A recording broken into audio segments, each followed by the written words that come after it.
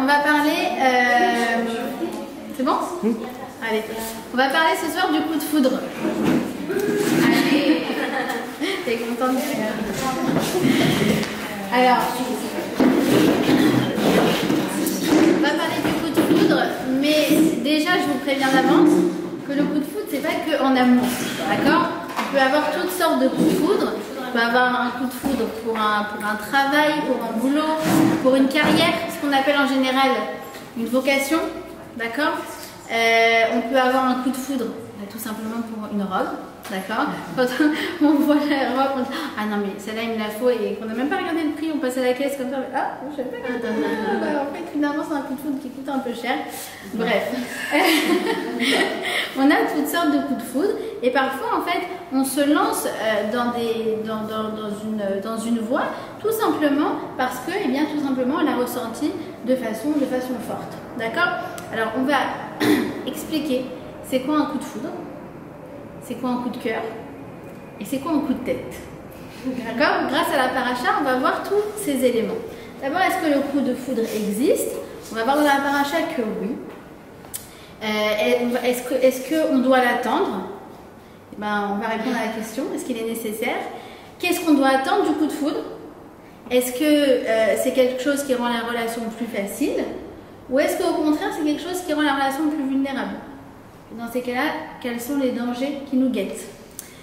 Alors, cette paracha, elle est très très intéressante. Elle est passionnante, comme elle disait Myriam. On n'a pas besoin de Netflix, nous les juifs, on a tout le Tanakh et particulièrement tous ces épisodes pleins de rebondissements.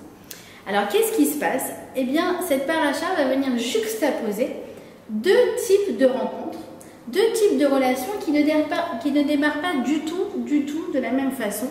Elles démarrent en vérité de façon totalement opposée. On nous parle de qui? On nous parle de Yaakov. Alors Yaakov, vous vous rappelez, on a fait sa connaissance la semaine dernière. Et Yaakov, eh bien, a quitté la terre d'Israël pour Haran en vue de se marier. D'accord? Il arrive au puits. Donc si vous voulez, le puits, à l'époque, on va dire que c'était un peu la place du village. D'accord? Et là-bas, eh bien, il va faire la rencontre de Rachel. Rachel est une proche parente à lui.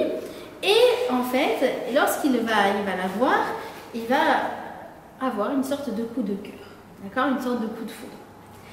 Et qu'est-ce qui va se passer? C'est que, eh bien, il va connaître son père. Son père lui dit, il n'y a pas de problème, tu veux épouser ma fille Rachel, eh bien, tu vas devoir travailler 7 ans pour pouvoir avoir sa main. Pas de problème, Yaakov accepte. Et il travaille pendant 7 ans.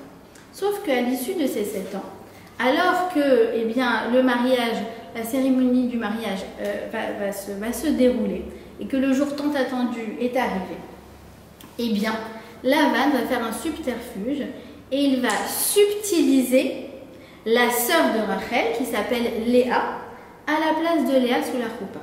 Et il va faire en sorte que Yaakov n'y voit que du feu.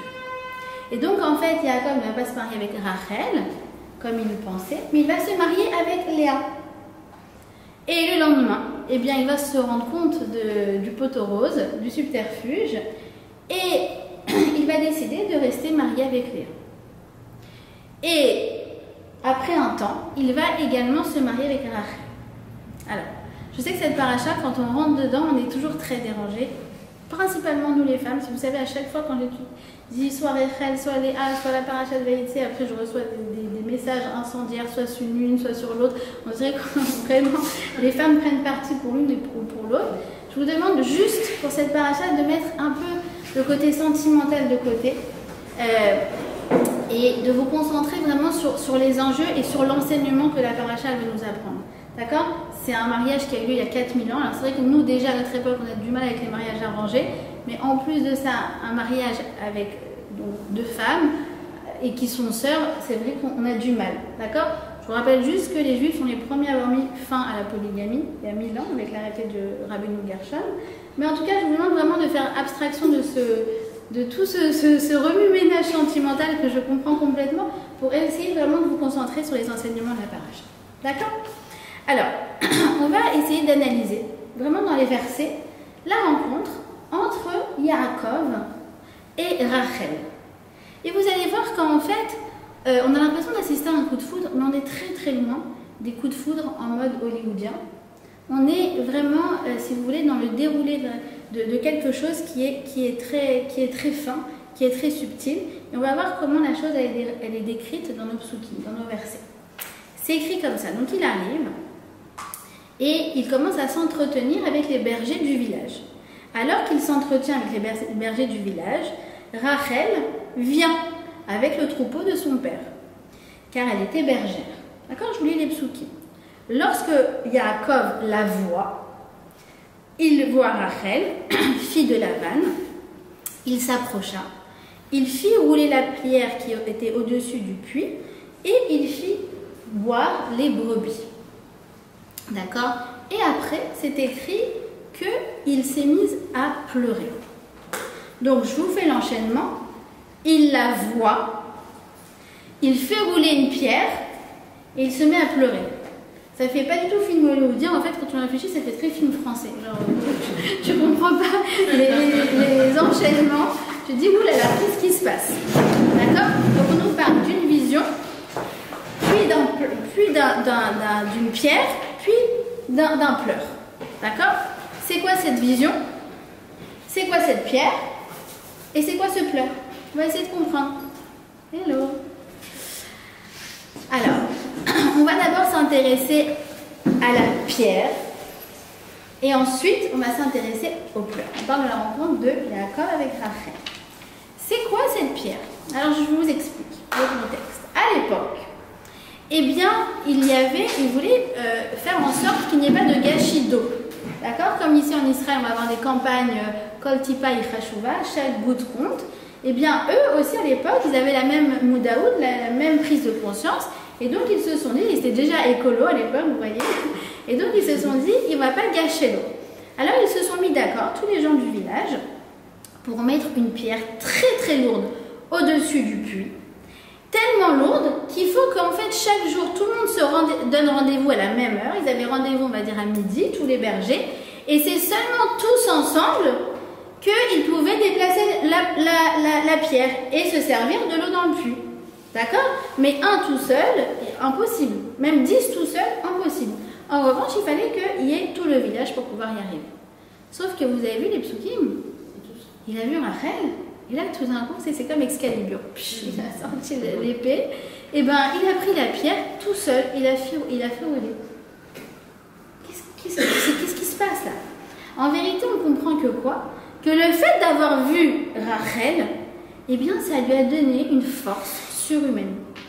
Tout d'un coup, ce qu'il a ressenti, on va dire, ça a complètement aboli les lois de la gravité. Il n'y avait plus de pierre, il n'y a plus de force, il n'y a plus de poids.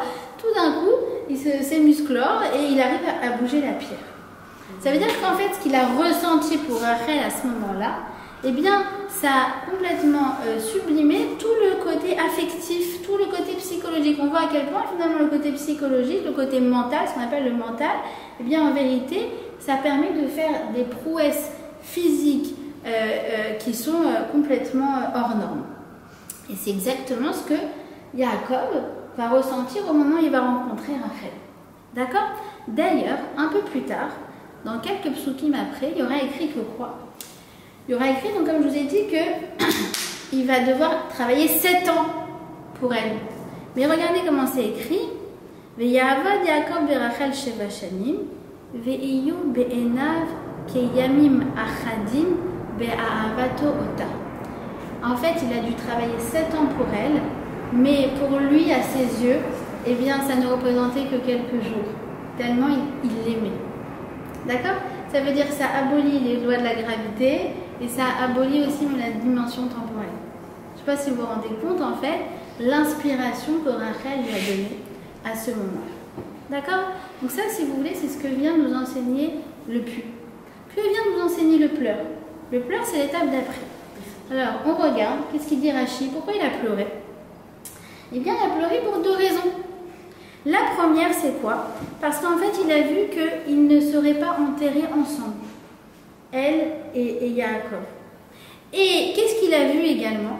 Eh bien, il a déploré le fait que quoi? Qu'il est arrivé les mains vides. En fait, en partant d'Israël à Haran, il a été dépouillé par Eliphaz, par son neveu. Et donc, il n'avait rien à lui offrir, même pas un cadeau, même pas un bijou, même pas une fleur. D'accord? Donc, qu'est-ce qui, entre guillemets, l'a préoccupé à ce moment-là? Eh bien, c'est d'entrevoir les difficultés qu'ils vont avoir. D'accord? Le fait qu'ils ne vont pas être enterrés ensemble, ça veut dire qu'il entrevoit, en fait, il perçoit une séparation. Et puis, deuxièmement, eh bien, le fait de ne pas être à la hauteur. Donc, en fait, on comprend que quoi? Que cette rencontre entre Yaakov et Rachel, eh bien, d'abord, il est inspiré. Il y a ce coup, il y a ce feeling, il y a quelque chose qui est de l'ordre de l'immédiat. Mais juste après, il va entrevoir les difficultés, il va comprendre la nécessité de construire. Ça veut dire que quoi? Il comprend que quoi qu'il en soit, eh bien, même s'il va ressentir une sorte de coup de pouce du destin à travers notamment les sentiments puissants qu'il ressent lorsqu'il va la voir, eh bien, rien n'est joué d'avance et que tout reste à construire. D'accord? Et quand vous regardez, nous on dit toujours « Ah, tout de suite il l'a vu, il a aimé ». Non, c'est pas vrai. Parce qu'en fait, l'amour n'arrive qu'en quatrième. Il l'a vu, il a fait rouler la pierre, c'est-à-dire il a été inspiré. Ensuite, il a pleuré, il s'est dit « Oula, rien n'est joué d'avance, il va falloir construire ». Et seulement après, Vayahav Yaakov et Rachel. Seulement après, entre guillemets, il est tombé amoureux de Rachel. D'accord? C'est-à-dire qu'en fait, c'est pas un coup de... On va dire que si il va prendre son temps. Il prend son temps et il fait les choses dans l'ordre et il ne fait pas des choses dans la précipitation. Quand bien même il y aura une dimension, quelque chose qui est de l'ordre de l'immédiat dans leur rencontre, il n'y aura pas de précipitation. Vous comprenez la subtilité ou pas? D'accord? J'aimerais vraiment qu'on sorte de tous les clichés des films hollywoodiens. D'accord? Maintenant, la question, c'est quoi? La question que vous vous posez tous, c'est, ok, visiblement, il a vu quelque chose en Rachel. Il y a de la place pour tout le monde. Hein. Mettons la Rebecca. Elle m'a perçu. Quoi? C'est bon. Elle m'a perçu. Bravo, Pacha.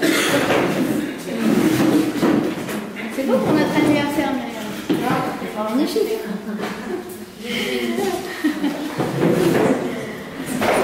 Alors,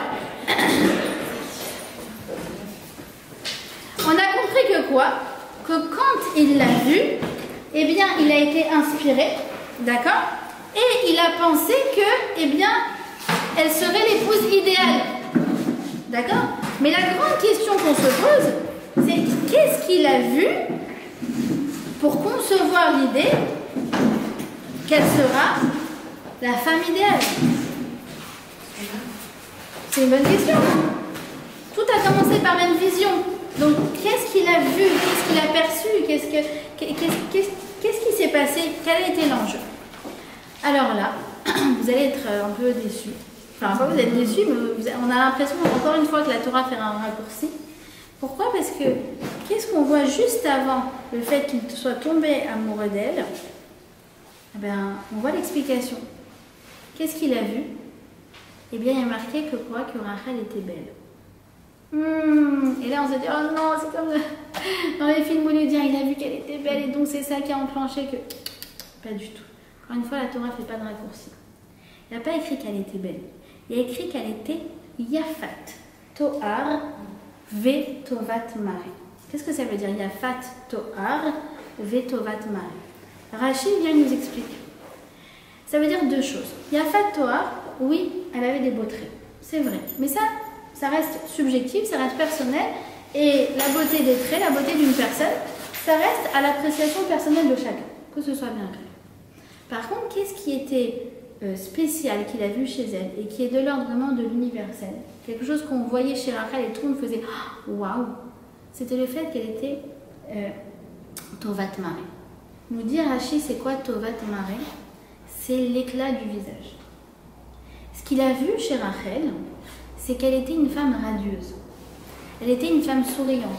Elle était une femme lumineuse. Et en fait, quand il l'a vue, eh bien, ça lui a donné une envie de construire. Il s'est dit, cette femme, elle est inspirante. Pourquoi elle est inspirante? Parce qu'elle croit en la vie. Elle est optimiste. Elle sourit à la vie. Et donc, en fait, lorsque je la vois, ça me donne des forces. Ça me donne des forces qui sont complètement décuplées. C'est-à-dire qu'en fait, elle est inspirante parce qu'elle est inspirée. C'est ça, en fait, qu'il voit chez Rachel. D'accord? Et n'oubliez pas qu'on est dans la construction du Ham Israël. D'accord? On a déjà expliqué ça dans les dernières parachiotes. C'est qu'en fait, tout l'enjeu de ces parachas-là, c'est qu'on est vraiment dans la construction du Ham Israël.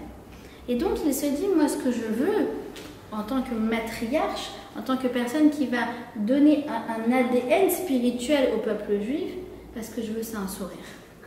Parce que moi, je veux un Ham Israël qui soit un Ham Israël Bessimra, qui soit dans la joie. Et donc, en fait, c'est ça ce qu'il a perçu en Rachel.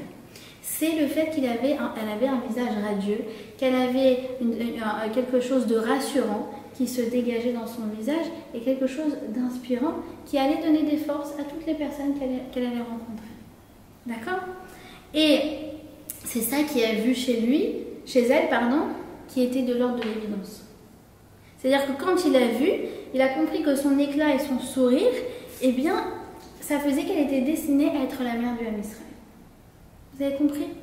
Maintenant, quand on regarde le passouk, je vous l'ai dit que la moitié. Je vous ai dit, Rachel aïta yofatoa tovat mare. Rachel, elle était belle. Mais juste avant, on nous dit quoi? On nous la met en perspective avec Léa. Et Léa, c'est très gênant, parce que dans le même passouk, on nous dit quoi? Ve'ene Léa rakot. Rachel aïta yofatoa tovat mare. Léa avait les yeux mous, on va dire, d'accord, tendres, je préfère le mot tendre, et Rachel était belle. Et on est gêné, parce qu'en fait, ce passage et ce verset, il nous les met comme ça en perspective, comme si on allait comparer leur beauté. Maintenant, vous commencez bien à comprendre. D'abord, il faut savoir une chose, c'est que Rachel et Léa étaient jumelles. Les jumelles à l'identique. Donc, elles étaient aussi belles l'une que l'autre. D'accord? Elles avaient les mêmes traits. Elle était Yafat aussi, Léa. Par contre, qu'est-ce qu'elle n'était pas? Elle n'était pas Tovat Mari. Ça veut dire qu'en fait, elle n'avait pas un beau regard. Pourquoi elle n'avait pas un beau regard? Parce qu'elle n'avait pas un beau regard sur la vie. C'est-à-dire qu'en fait, Léa, du fait de son histoire, parce que Léa, elle n'avait pas les mêmes perspectives, on va dire, dans la vie. Je ne vais pas rentrer dans les détails, si vous voulez vous regarder les cours des années précédentes. Eh bien, Léa, elle avait un regard beaucoup plus angoissé sur l'avenir. Et vous comprenez bien que le regard d'une personne est modelé par le regard qu'il a sur la vie. D'accord? Donc, elle avait les yeux comme ça, une tête d'angoissée, on va dire. D'accord? Pas parce que, encore une fois, je veux pas qu'on fasse de raccourcis. C'est-à-dire qu'en fait, elle a été conditionnée par certaines choses qui faisaient qu'elle n'avait pas confiance dans l'avenir. Tout simplement.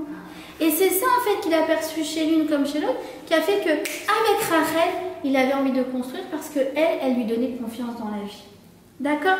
Donc, ce qu'il a aimé, c'est son regard, pas au sens physique, mais le regard qu'elle avait sur le monde. D'accord? Alors, la question, c'est est-ce qu'on peut appeler ça un coup de foudre? Est-ce qu'on peut appeler ça un coup de foudre? La rencontre entre Yaakov et Rachel. Alors, on va affiner. Si on parle du sentiment qu'il a ressenti à ce moment-là, que c'est une évidence, qu'il y a une correspondance, qu'il y a un attrait, qu'il y a même une fascination, qu'il y a une inspiration, alors oui, d'accord? Mais ce qui caractérise vraiment le coup de foudre, en fait, coup de foudre en français, ça ne veut rien dire. En anglais, on dit quoi? On dit love at first sight. L'amour immédiat, l'amour au premier regard, d'accord? Mais tout de suite, d'accord? Alors, dans le sens de love at first sight, dans le sens de l'amour tout de suite, oui, on peut dire que c'est ce qu'il a ressenti. Il a ressenti un sentiment, il a ressenti une inspiration, et elle était de l'ordre de l'immédiat. En revanche, c'est très important de préciser que oui, si c'est un coup de foudre, attention, ce n'est pas un coup de tête. C'est quoi un coup de tête? C'est allez, j'y vais, je fonce, mais attends, c'est pas le bon timing, mais attends, t'as pas vérifié, tu sais pas si la famille, tu sais pas si c'est les mêmes projets de vie, tu sais pas si... Non, non, coup de tête. Coup de tête, attention, en général, ça se finit pas bien. D'accord? Coup de foudre, alors on peut dire que dans le cas de Yaakov et de Rachel, alors oui, il y a eu quelque chose qui était de l'ordre de l'immédiat. D'accord? Et c'est vraiment le mot-clé de ce qui caractérise le départ de la relation entre Yaakov et Rachel, c'est cette idée d'immédiateté. Oh, je suis contente de vous voir, Chantal.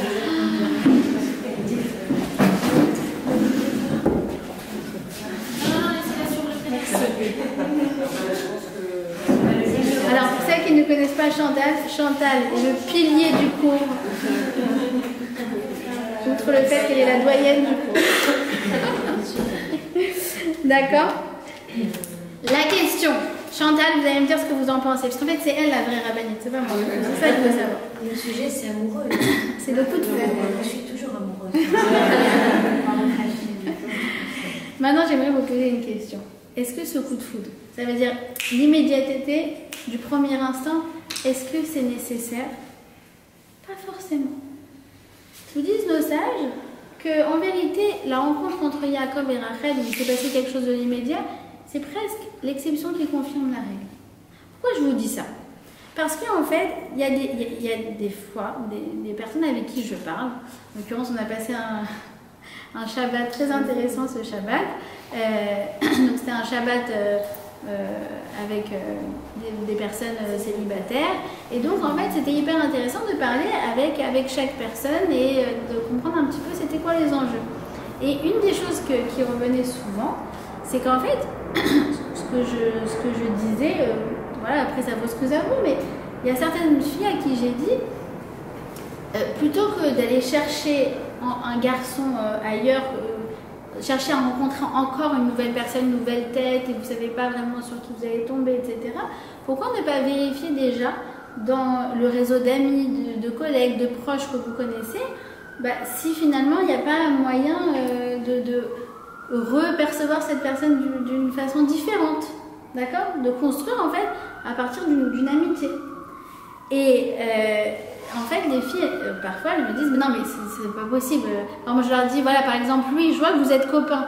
Elle me dit mais non, mais je le connais déjà. Alors, je leur réponds mais donc tu le connais déjà, donc quoi? Donc quoi? Alors, si la fille, elle me dit je le connais déjà, donc je sais que c'est pas ma team. D'accord, on avait vu ce mot la semaine dernière. Ça correspond pas, ça matche pas, il y a des choses qui n'iront pas. D'accord. Mais si elle me répond non, mais c'est quoi la phrase s'il devait se passer quelque chose, ça se serait passé depuis longtemps. Cet argument, je vous le dis, il vaut 0. Le fait qu'il y ait le truc immédiat tout de suite, a priori, pourquoi pas, mais personne, mais alors absolument personne n'a dit que c'est nécessaire. Et en vérité, c'est rarissime. D'accord? Et donc, c'est ce qu'on va voir aussi avec l'histoire de Léa. L'histoire de Léa, donc c'est la rencontre entre Yaakov et Léa. Accrochez-vous bien, mettez bien vous sur vos chaises, parce que vous allez voir que elle est... alors, on est complètement dans l'opposé. Ouais, je vais bien de vous. D'accord. Ah, merci. Merci. Donc,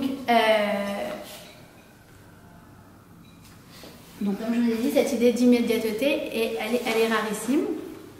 Et on va avoir en fait la lecture de la rencontre avec Léa qui va venir en fait compléter le tableau. On a en parallèle, comme je vous ai dit, ces deux rencontres. Et la rencontre de Léa, en fait, elle part sur des bases qui sont très très fragiles. Très très fragiles. Alors qu'est-ce qui se passe? On se met 2 secondes à la place de Léa. Imaginez-vous donc, elle ne sait pas ce qui va se passer, elle ne sait pas ce que son père trame, d'accord? Et puis en fait, au moment où Yaakov est censé passer sous la roupa avec Rachel, eh bien, il lui dit non, mais regarde, tu sais quoi, tu vas prendre la robe de mariée de ta sœur et c'est toi qui vas passer à sa place. Ah, mais non, j'ose pas. Bref, elle décide d'y aller. D'accord? Et le lendemain, il se rend compte de l'embrouille. D'ailleurs, il paraît que les invités, il lui avait soufflé, parce que dans l'assemblée, on disait li, pour dire que c'était Léa. Et certains disent que les fameux you viennent de ces Lili. D'accord? Je vous laisse faire vos recherches. Si vous trouvez la source, je suis preneuse. D'accord? Donc, ok. Ah, olé. D'accord, c'est bien. Je vous dis, à chaque fois, on apprend les ashkénazes, les séfarades. C'est super. On fait une bonne équipe, toi et moi.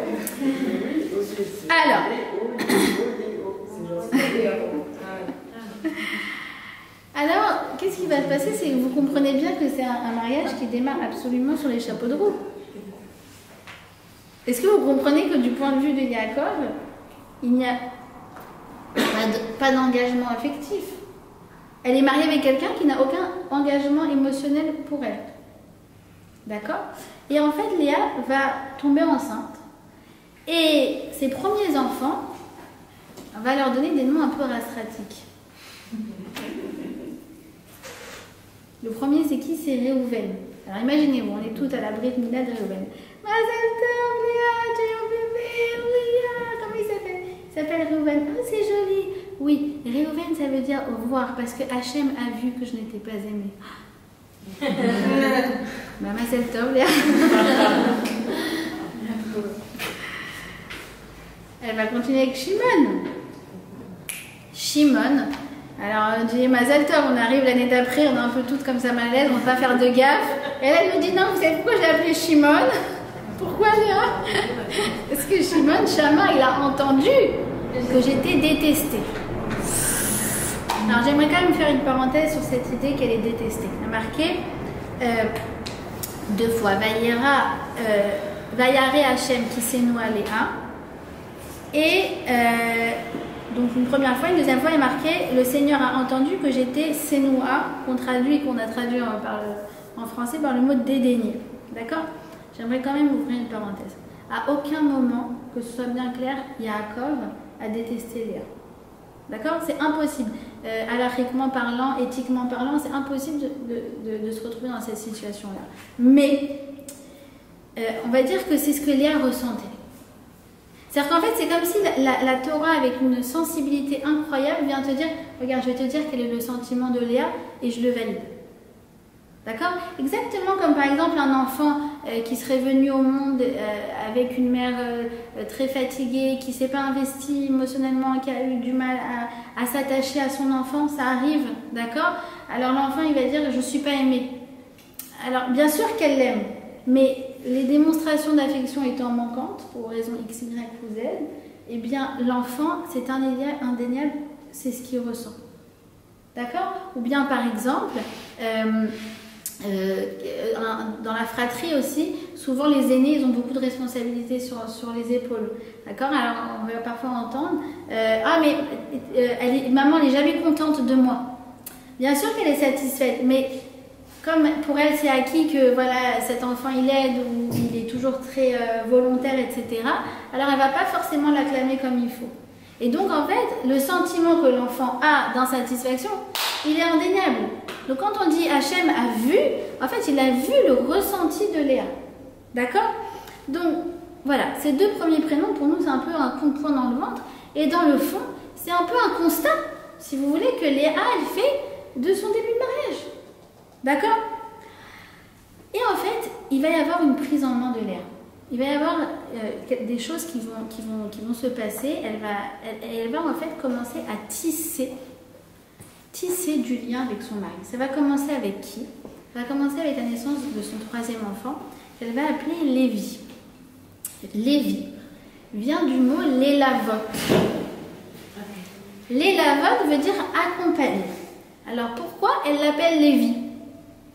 Parce que, en fait, nous dit le Midrash. Imaginez-vous, cette femme, elle a Réhouven d'un côté, elle a Shimon de l'autre, elle en a un de chaque côté du bras. Maintenant que Lévi est né, qui va l'aider pour aller au GAN, à la Tipatralav, à la maternelle, chez le docteur? Qui c'est qui va l'aider? Forcément, Yaakov, il va devoir être plus présent. D'accord? C'est ce que nous dit le Midrash. Imaginez-vous, à l'époque, il n'y avait pas de poussette yo-yo, il n'y avait pas de bougabou, il n'y avait pas de porte-bébé, tout ça. Donc, 3 enfants, eh bien, son mari va devoir se montrer plus présent. D'accord? Et donc, elle va montrer elle va exprimer, en fait, cet attachement qui va être en train de se faire par le mot Lévi. C'est comme ça qu'elle va l'appeler. Maintenant, il va s'attacher à moi. On va lui dire, Léa, mais c'est un peu nul, parce que c'est technique. Quoi, il doit passer du temps avec toi parce qu'en fait il est obligé de passer du temps. Elle te dit, en fait, je prends ce que j'ai à prendre et même si la situation n'est pas idéale, c'est pas grave, j'optimise. Vous avez compris? Juste, des questions après parce que je te dis cette paracha il y a tellement de choses à dire. On garde les questions pour la fin. Ensuite, le quatrième, vous allez voir, ça va en crescendo. Vous allez voir. Quatrième, c'est qui? C'est Yehuda.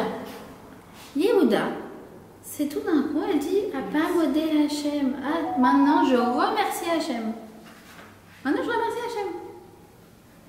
Je suis contente de ma place, je suis contente de ma situation, je suis contente de la relation que j'ai avec mon mari.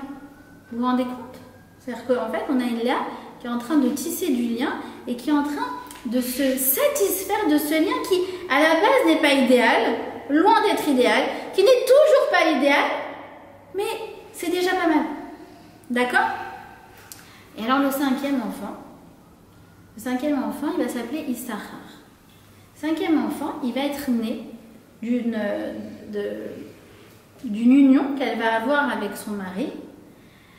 En fait, juste après qu'elle soit venue le chercher dans les champs. Il y a marqué Vatetse Léa Likrato. Elle est venue à sa rencontre. Comme si une femme, aujourd'hui on dirait au XXIe siècle, je sais pas, elle est venue chercher son mari au travail, elle dit, je ne pouvais pas t'attendre. D'accord? Et en fait, eh bien, de cette rencontre, de cette union où elle s'est montrée proactive, elle a vraiment pris les rênes de son couple, mais alors là, vraiment, c'est une posture carrément qu'elle est en train de prendre, eh bien, de cette nuit-là, elle va avoir un enfant qu'elle va appeler Issachar, qui veut dire quoi? Yesh Sachar. C'est quoi Yesh Sachar? Tu vois, ça marche.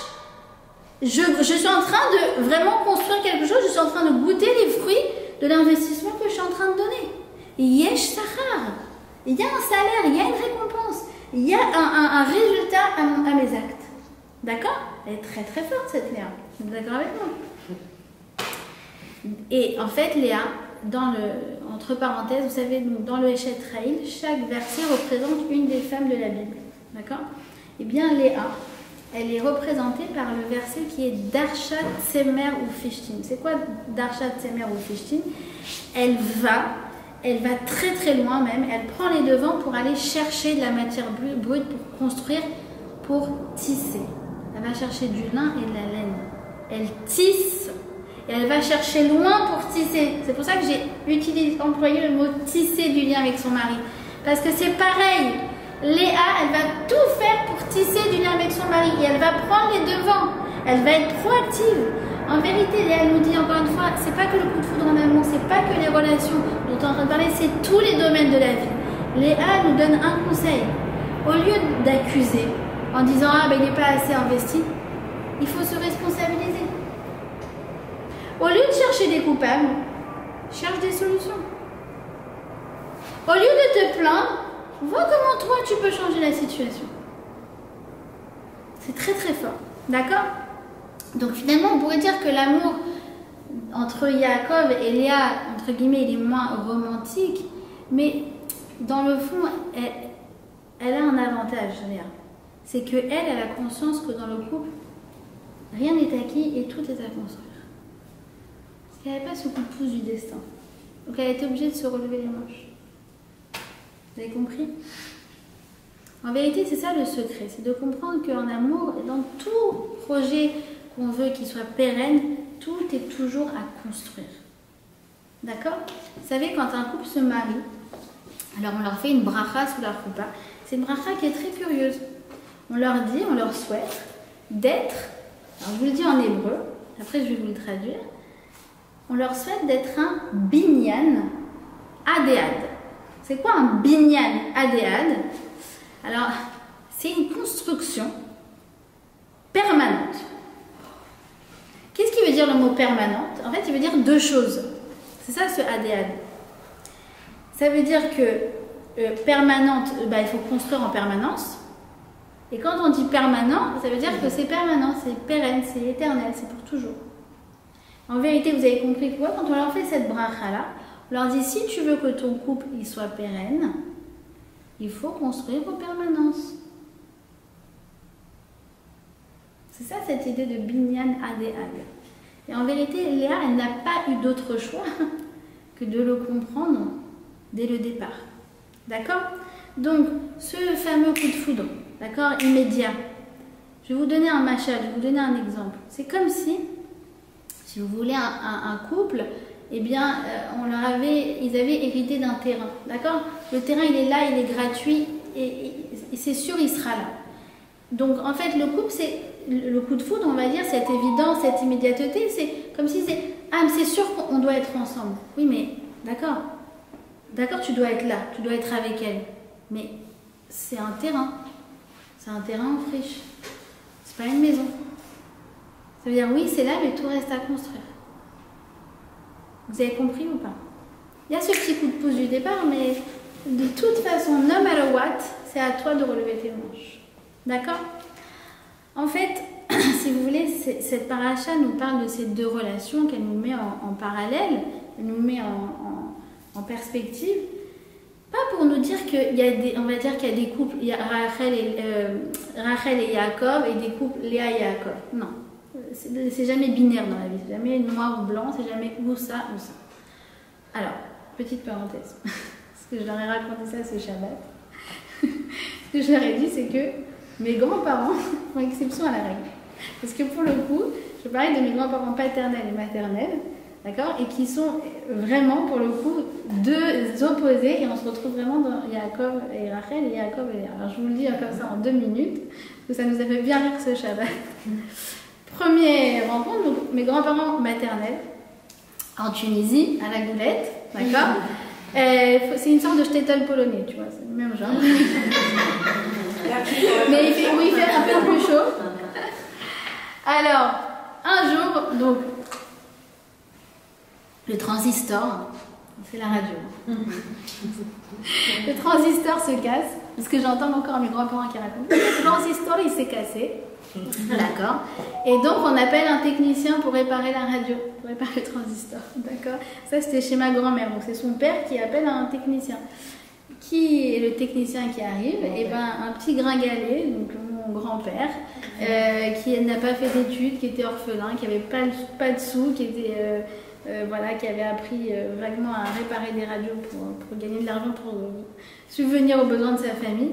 Et là, quand ma grand-mère l'a vu, je veux me marier avec le réparateur de radio. Ma fille, tu sais que c'est un vrai coup de folie. Alors là, pour le coup, ni dans le coup de foudre, ni dans le coup de folie, là. Et en fait, ils se sont entêtés, alors que c'était un mariage qui n'avait aucune chance, mais voilà, c'était le destin. Et presque mon arrière-grand-père, il avait déshérité ma grand-mère. Mais c'est pas grave, j'étais dans un trou, mais voilà, j'étais avec lui, j'étais très heureuse. D'accord.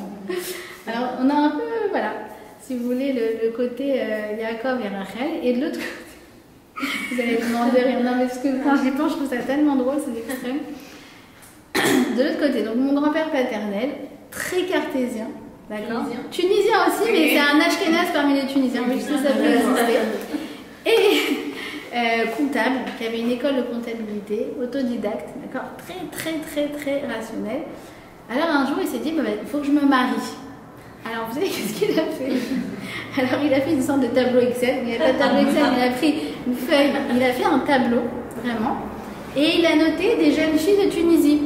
Il a mis des critères, la famille, la beauté, est-ce qu'elle sait faire à manger, est-ce qu'elle est gentille, tatati tatata. Il a mis des notes. À la fin, il est arrivé à un résultat. Et toutes les fois, un classement. Bien sûr que c'est vrai.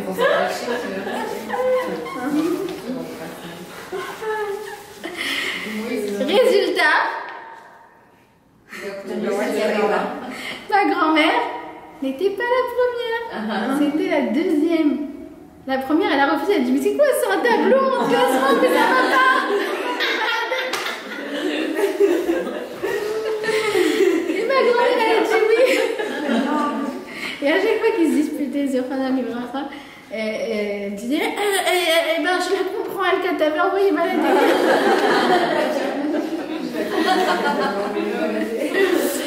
D'accord. Donc, en fait, toute relation, vous avez bien compris, à part mes grands-parents, se situe quelque part à mi-chemin entre, ce coup de foudre, ce feeling, cette inspiration, d'accord, qui est de l'ordre de l'immédiat, et cette nécessité de construire et de fonder sur un mariage sur des bases qui sont beaucoup plus rationnelles, d'accord.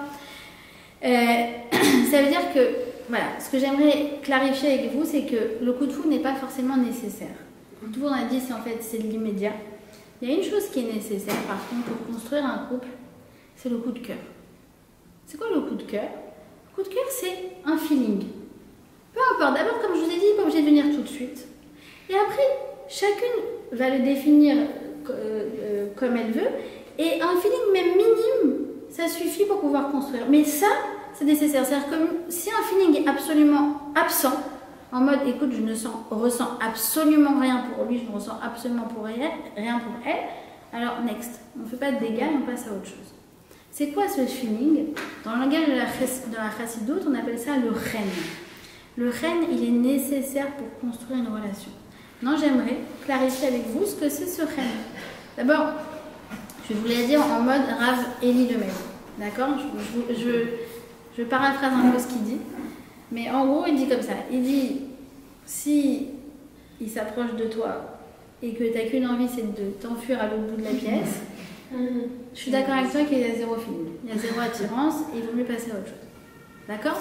Par contre, ce que j'aimerais clarifier, alors il raconte souvent cette histoire, il dit voilà, il y a un garçon qui vient me voir et qui me dit voilà, ça se passe bien avec ma copine, etc., mais je ne suis pas amoureux.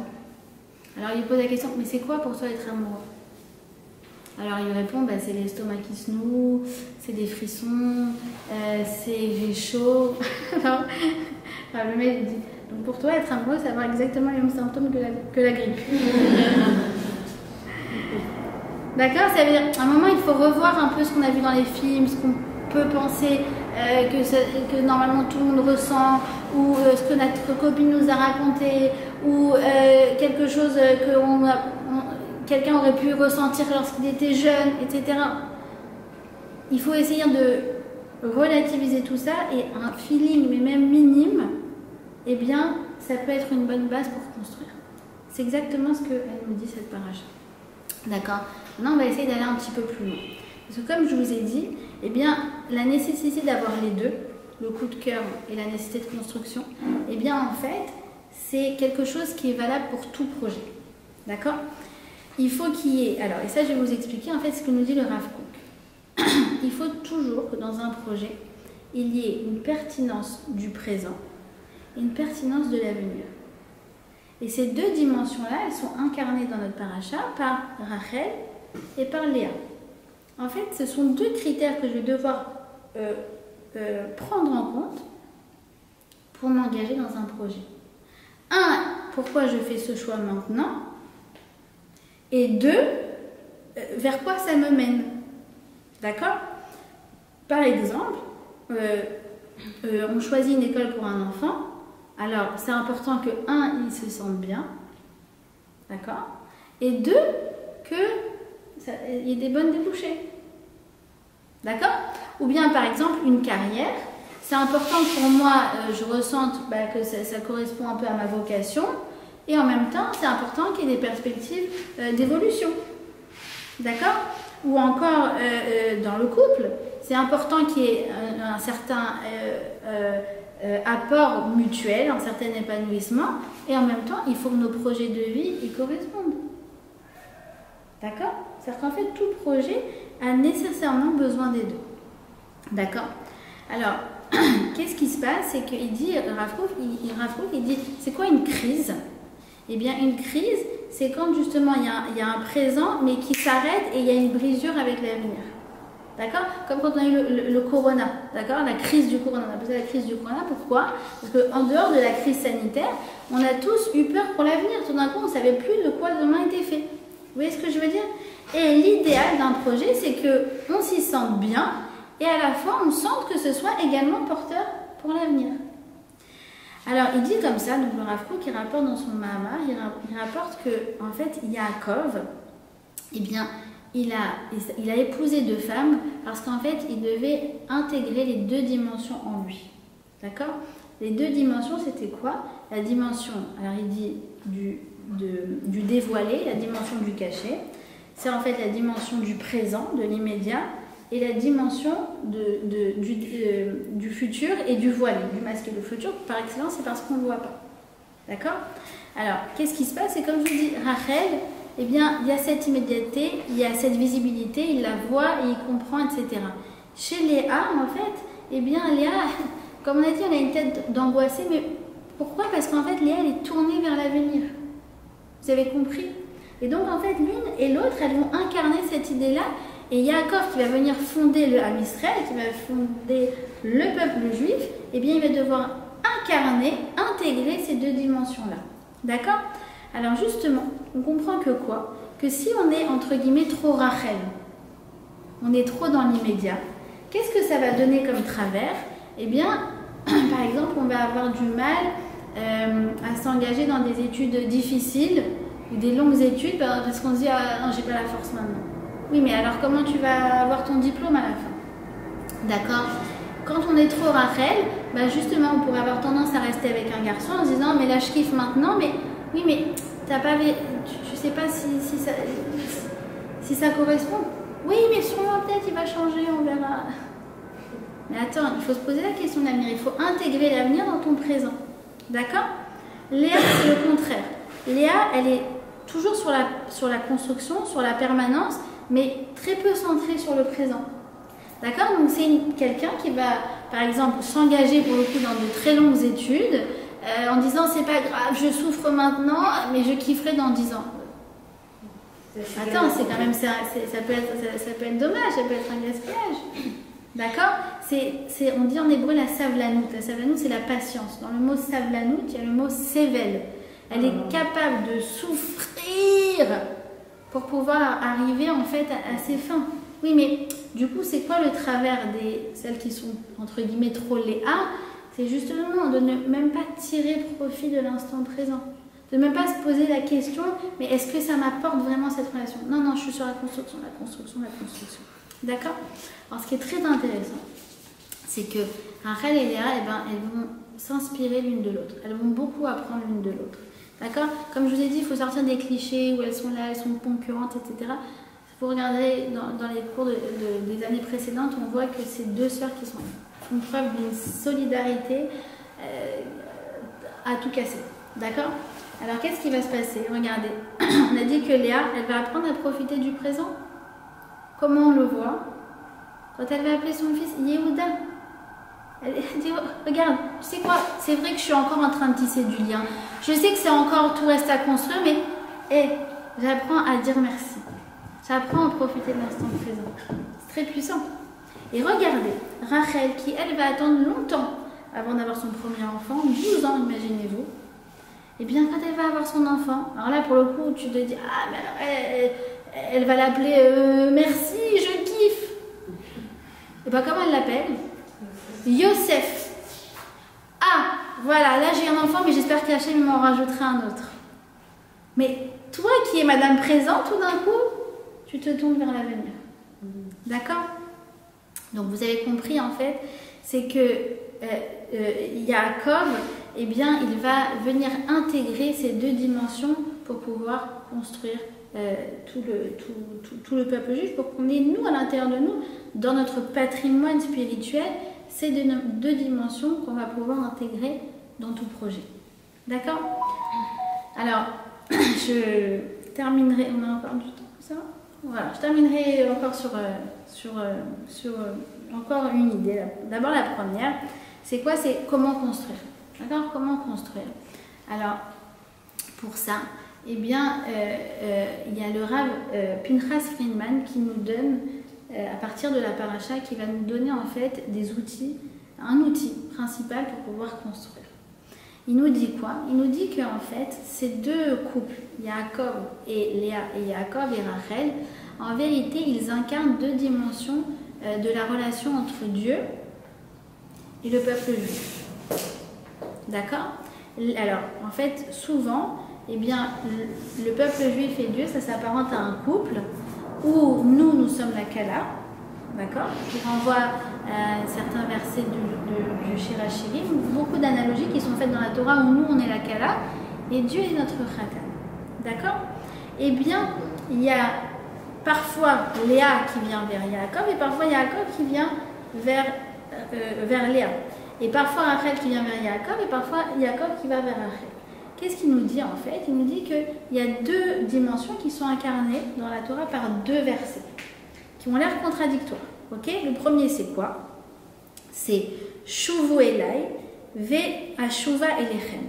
Dieu nous dit quoi? Il nous dit faites le premier pas vers moi et moi je viendrai vers vous. D'accord? Et il y a un autre verset qui semble se contredire où nous on dit quoi à Hachem? On lui dit Ashivenu Hachem Elecha ve Nashuva. Hachem, c'est toi qui vas faire le premier pas vers nous et nous on va te suivre.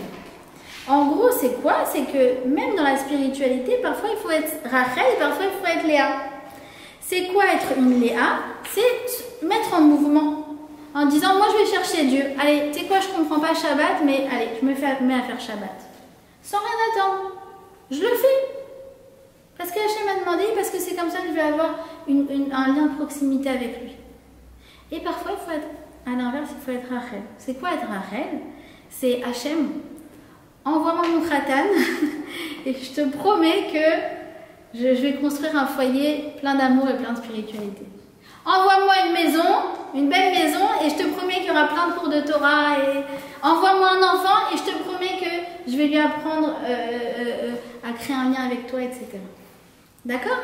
Parfois, il faut aussi être en négociation avec Hachem, en disant, s'il te plaît, donne-moi les kélim, donne-moi les outils pour pouvoir me rapprocher de toi. D'accord? Et donc, en fait, vous avez bien compris. C'est qu'en fait, il n'y a pas de règle. Souvent, les filles, elles me disent, oh là là, oui, mais alors qui doit faire le premier pas? En vérité, encore une fois, c'est un mélange des deux. Il ne faut pas hésiter à faire le premier pas. Il ne faut pas se dire, ah non, ça doit être lui, ça doit être moi. Il faut arrêter avec les calculs. Mais quoi? C'est vrai que quand on fait le premier pas, il faut en même temps s'assurer que ça donne une dynamique où l'autre aussi a envie de s'investir. Vous voyez ce que je veux dire? C'est subtil, mais en fait, on va instiller un peu une dimension de dire, regarde, viens, toi et moi, on n'est pas dans les calculs. Regarde, là, c'est moi qui m'écrase, c'est moi qui fais le premier pas, c'est moi qui viens vers toi. Mais comprends que moi aussi, j'ai besoin de ça. C'est à la fois, en fait, prendre les devants et à la fois exprimer ses besoins. Et ça, c'est vrai même dans le travail, c'est vrai dans tout. Dans le travail, ok, d'accord, pas de problème. C'est pas à moi de faire des heures sup, c'est pas à moi de prendre le projet. Ok, je le prends, le client casse-pied, c'est moi qui le prends. Mais, s'il vous plaît, j'attends aussi qu'il y ait de la reconnaissance et qu'il y ait une promotion ou qu'il y ait un meilleur salaire, d'accord? Donc, on ne sort pas les calculettes, en même temps, vous avez compris, on va instiller en fait une dynamique où chacun a envie de faire un pas pour l'autre. C'est ça en fait la construction. D'accord?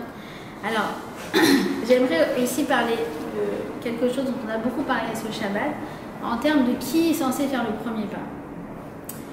Parce que j'avoue que j'ai eu vraiment mal au cœur en entendant plusieurs fois la même histoire. Deux filles qui rencontrent un garçon. Encore une fois, je ne suis pas tombée dans le cliché, mais en même temps, Malasot, il y a un vrai problème. D'accord? Deux filles qui rencontrent un garçon, et à un moment, il fait le mort. Vous connaissez ce truc? Ah ouais, c'est classique. Moi, voilà. Le ghosting. Ça s'appelle comment? Le ghosting. Alors écoutez, parce que moi il y a une fille vraiment, ce Shabbat, elle m'a vraiment, c'était très, j'avais envie de pleurer avec elle. Je vous dis la vérité. Non vraiment, comment ça une bâtisse Israël que on l'envoie balader comme ça et attends, c'est scandaleux. Moi j'étais scandalisée et si je le vois, vraiment. D'accord. Mais je vais vous donner le secret de Léa. Parce que Léa, elle nous donne quelque chose d'exceptionnel. Je ne vous ai pas dit comment il s'appelle son 6e enfant. Écoutez bien, écoutez bien. Regardez, le 6e enfant de Léa, vous savez comment elle va l'appeler? C'est une star, je vous dis. Hein? Zevouloun. Que veut dire Zevouloun? Zevouloun, ça veut dire quoi? Ça veut dire Dieu m'a accordé à mon mari comme un don précieux. Ça veut dire, elle est passée de c'est la chance de ma vie de me marier avec Yaakov à Jacob a eu la chance de sa vie de se marier avec moi. Je ne sais pas si vous vous rendez compte. La force de cette Léa. D'accord? Et dans le fond, c'est ce qu'on doit dire dans une relation. Les deux. On doit se dire, j'ai de la chance de m'être mariée avec mon époux. Et en même temps, mon époux, il a beaucoup de chance d'être marié avec moi. Et il faut qu'il y ait ces deux dimensions. Et donc, cette fille, quand j'ai senti sa détresse, je lui ai dit, écoute, regarde, tu vas faire comme Léa. Je veux que tu arrêtes de te dire, le prochain, j'espère que ce sera lui et je serai la plus chanceuse du monde. Non, non, non. Le prochain, le premier et le seul qui se mariera avec moi sera l'homme le plus chanceux du monde. Je lui dis, je veux que tu te dises ça. Que celui qui va se marier avec toi, ce sera le plus chanceux du monde. Elle était là comme ça. Tout d'un coup, la Léa angoissée est devenue positive. Elle m'a dit, mais c'est vrai, mais on a le droit de penser comme ça. Je dis, mais comment ça, tu as le droit de penser comme ça? Tu dois penser comme ça. Tu dois penser comme ça, évidemment. Celui qui va... Et je le pense sincèrement. Celui qui va se marier avec toi sera l'homme le plus chanceux du monde. Et vraiment, Moti Shabbat, quand on s'est dit au revoir, elle m'a remerciée, elle m'a dit, mais vraiment merci, merci. Enfin, c'est pas moi, c'est Léa, d'accord, qui nous ouvre une perspective sur la vie. D'accord? Donc, vous avez bien compris que quoi? Que, voilà, cette paracha, eh bien, elle nous apprend que si la rencontre de Rachel et de Jacob, elle était de l'ordre de l'évidence, elle était claire dès le début, eh bien, il n'empêche que tout concorde à nous faire comprendre qu'il faut construire. Que même s'il y a un coup de pouce du départ, tant mieux, merci Hachem, merci Cupidon, appelez-le comme vous voulez, mais après, quoi qu'il en soit, on doit se redresser les manches pour pouvoir construire. C'est-à-dire qu'en fait, Léa et Rachel, elles vont incarner deux messages. D'accord? Le premier de Rachel, c'est tu vois que dans la vie, rien n'est acquis. C'est vrai, tu pourrais dire attends, mais ça y est, elle avait plus de foot, c'est bon, etc. Non, non, non, rien n'est acquis. Et Léa, qu'est-ce qu'elle nous apprend? Que rien n'est perdu. Ça veut dire l'une après l'autre, elles vont nous donner deux leçons. La première, une leçon de vigilance, c'est Rachel. Et la deuxième, une leçon d'encouragement, c'est Léa. Mais quoi qu'il en soit, en vérité, c'est les deux mêmes voix qui viennent nous dire que rien n'est joué. Et qu'en fait, le secret d'une vie pérenne, c'est comment dire, que rien n'est joué d'avance. Et que rien n'est jamais perdu et que en fait l'essentiel c'est que tout reste à construire. D'accord?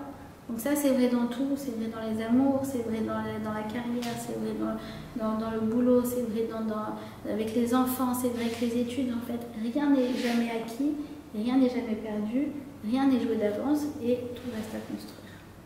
Voilà. Est-ce que vous avez des questions? Myriam,